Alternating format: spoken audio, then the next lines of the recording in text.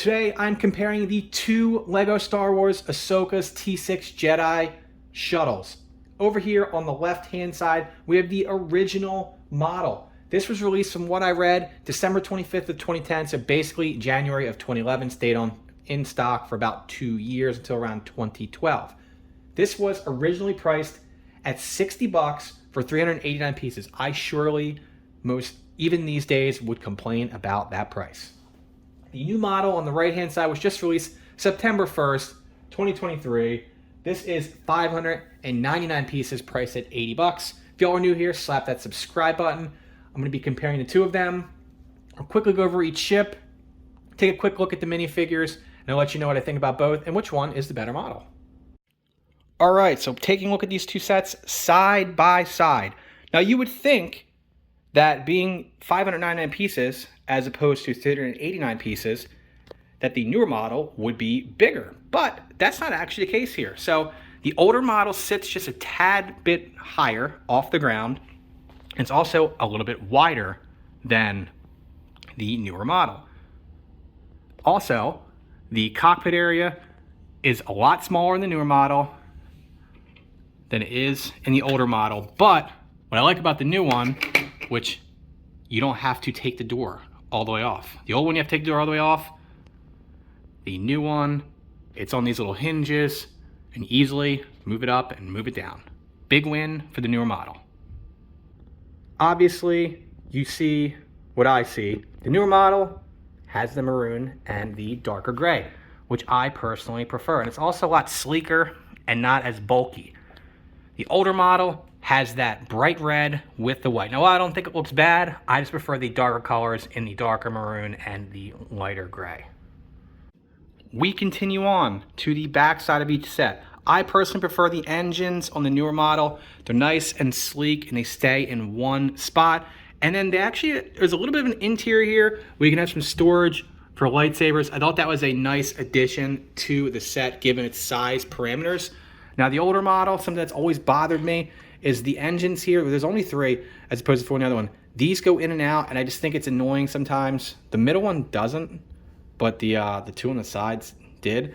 And it's definitely not as sleek, and there's no like real interior here to store anything. So a big win for the newer model on this one as well.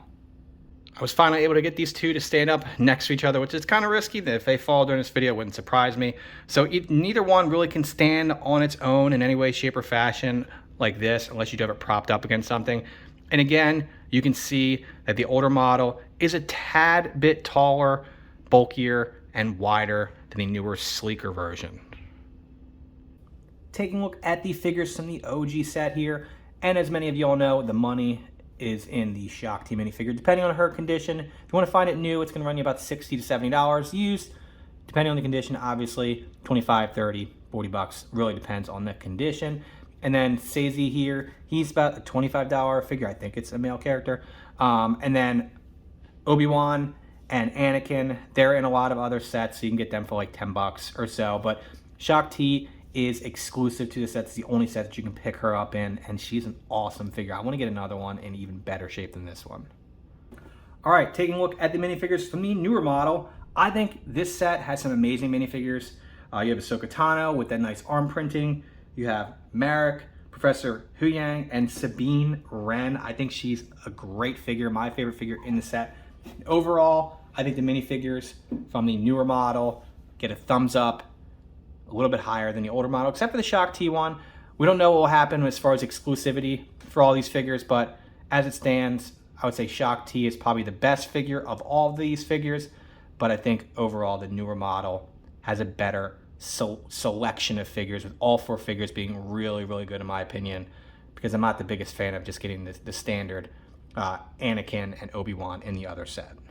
Quickly wrapping up this comparison of the two LEGO Star Wars Ahsoka Tano's T-6 shuttles. The newer model takes the cake for me for many different reasons, as I explained throughout the comparison. I like the styling, the maroon and the lighter gray, the cockpit area. It's a little bit sleeker design. The engine area, the older model is a bit bulkier, wider. While I like the styling of it, I just like when I look at the two of them, the eye test tells me that the newer model with the darker colors looks a lot better. The overall minifigure selection for the newer model is fantastic. I like all 4 figures.